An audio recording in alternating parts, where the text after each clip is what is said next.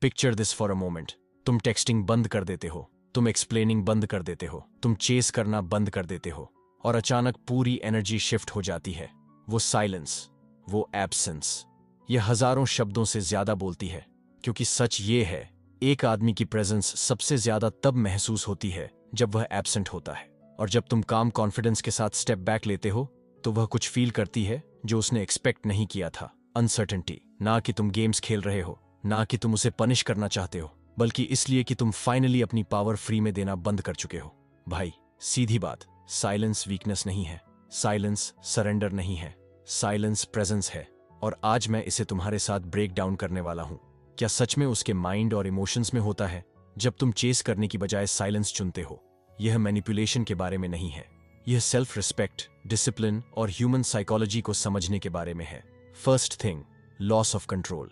ज्यादातर महिलाएं rhythm set करने की आदत में रहती हैं। वो टेक्स्ट करती है, तुम रिप्लाई करते हो। वो पूछती है, तुम शो अप करते हो। वो पुल बैक करती है, तुम चेस हार्डर करते हो। ये पैटर्न उसका कंफर्ट जोन बन जाता है। ये उसे बताता है कि वह कंट्रोल में है। लेकिन जैसे ही तुम उस रिदम को ब्रेक करते हो, जैसे ही तुम उसके ट्यून पर डांस करना बंद कर देते हो, वह महसूस करती है कि जमीन उसके नीचे शिफ्ट हो रही है। ये ऐसा है जैसे चेस गेम में वह हमेशा पहला मूव करती रही हो और तुम हमेशा वैसे ही रिस्पॉन्ड करते रहे हो जैसे वह एक्सपेक्ट करती है। लेकिन अचानक तुम मूव ही नहीं करते। वो साइलेंस ये स्क्रिप्ट तोड़ देता है और तभी डिस्कम्फर्ट आता है।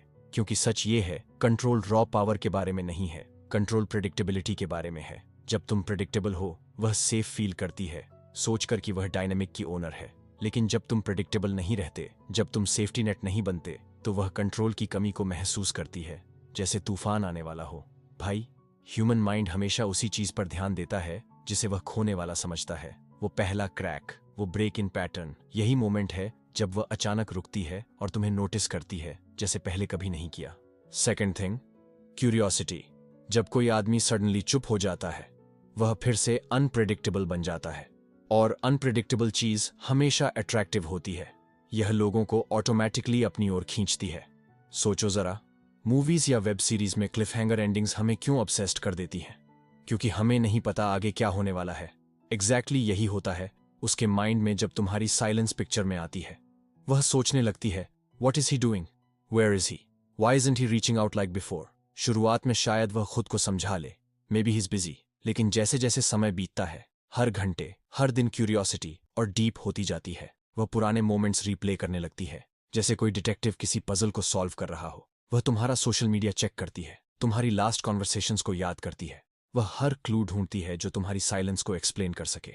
और सच ये है, क्यूरियोसिटी साइकोलॉजी की सबसे पावरफुल फोर्सेस में से एक है। क्योंकि ये आसानी से रिलीज नहीं होती, ये लिंगर करती है, आंसर मांगती है। और इसी प्रोसेस में भाई, तुम उसके लिए एक अनसॉल्व्ड मिस्ट्री बन जाते हो जिसकी कमी उसे पहले पता भी नहीं थी। थर्ड थिंग, उसकी सेल्फ इमेज को चैलेंज करना। हर औरत अपने बारे में एक स्टोरी लेकर चलती है, एक स्टोरी जो उसे सोसाइटी ने बताई है और जिस पर वह खुद बिलीव करती है।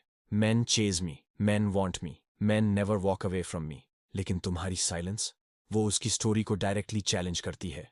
ये ऐसा है जैसे उसके सामने एक मिरर रखा हो, लेकिन उसमें वह रिफ्लेक्शन नहीं दिख रहा जिसकी वह एक्सपेक्ट करती है। और तभी उसके माइंड में क्वेश्चंस क्रीप करने लगते हैं। Am I really that irresistible? Did I lose his interest? Why isn't he reacting like other men always do?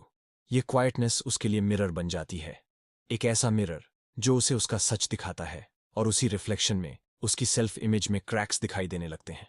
अब सुनो, इसका मतलब उसे हर्ट करना नहीं है, ना उसके प्राइड को ब्रूज करना। इसका पर्पस सिर्फ ये याद दिलाना है कि तुम्हारा अटेंशन उसका ऑब्लिगेशन नहीं है, यह एक गिफ्ट है। और जिस दिन वह अपनी हमेशा की मानी हुई स्टोरी पर डाउट करना शुरू करती है, उसी दिन से असली शिफ्ट स्टार्ट होता है। चौथा बात, इनसिक्योरिटी। साइलेंस सिर्फ उसके दिमाग को एक्टिव नहीं करता, ये उसके इमोशंस को भी हिला देता है।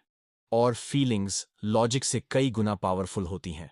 सोचो क्या होता है, उसकी इमेजिनेशन ब्लैंक्स को भरने लगती है। क्या वह किसी और के साथ है? क्या उसने मुझे छोड़ दिया? क्या मैं पर्याप्त नहीं थी? ये अनईजीनेस धीरे धीरे ग्रो करती है और इनसिक्योरिटी शैडो की तरह स्लिप कर जाती है। एक एग्जाम्पल लेते हैं। मान लो एक आदमी है, एरन। कई महीनों तक वह हमेशा अवेलेबल रहता था। Quick replies, constant reassurance, endless effort. उसकी गर्लफ्रेंड को यह पसंद था, लेकिन समय के साथ उसने इसे टेकन फॉर ग्रांटेड लेना शुरू कर दिया। वह बहुत सिक्योर और कंफर्टेबल फील करने लगी। फिर एक दिन एरन ने थोड़ा डिस्टेंस दिया, ना आर्ग्यू, ना एक्सप्लेन, बस थोड़ा स्पेस दे दिया। शुरुआत में उसने हार्डली नोटिस किया, लेकिन कुछ ही दिनों में उसके माइंड में क्वेश्चंस आने लगे। वह क्यों कॉल नहीं कर रहा? वह मेरी स्टोरीज क्यों नहीं देख रहा? कुछ रॉन्ग तो नहीं है? ये इनसिक्योरिटी इसलिए आई क्योंकि एरन ने कोई गेम्स नहीं खेले, क्योंकि जो सर्टेनिटी वह रिलाई करती थी वो अचानक गायब हो गई। और ये सच है, जब सर्टेनिटी डिसअपियर होती है, इनसिक्योरिटी राइज करती है, और जब इनसिक्योरिटी राइज होती है, वह रीच आउट करना शुरू कर देती है, तुम्हें टेस्ट करती है या रीअश्योरेंस मांगती है। वही महिला जो कभी अनटचेबल लगती थी, अब सोचने लगती है कि कहीं उसने तुम्हारा ग्रिप खो दिया तो नहीं। पांचवां चीज, जलन, जेलसी की स्पार्क। साइलेंस इमेजिनेशन का दरवाजा खोलता है, और इमेजिनेशन अक्सर सीधे जेलसी की तरफ बढ़ जाती है। भले ही तुम किसी और के साथ कुछ नहीं कर रहे हो, लेकिन सिर्फ यह सोच ही स्पार्क करने के लिए काफी है। वह सोचने लगती है कि तुम अपना टाइम, अपनी लाफ्टर, अपनी एनर्जी किसी और को दे रहे हो।